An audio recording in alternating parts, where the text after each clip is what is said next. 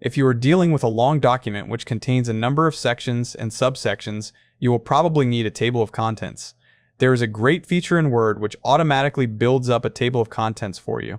But in order to be able to use this feature, you need to have styled headers added to your document.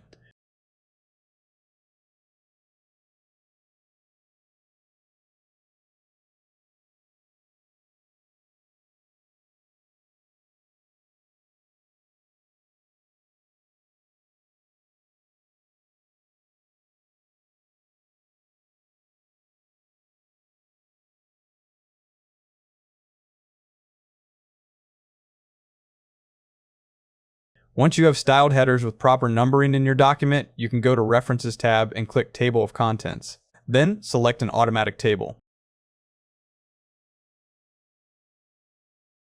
There you are.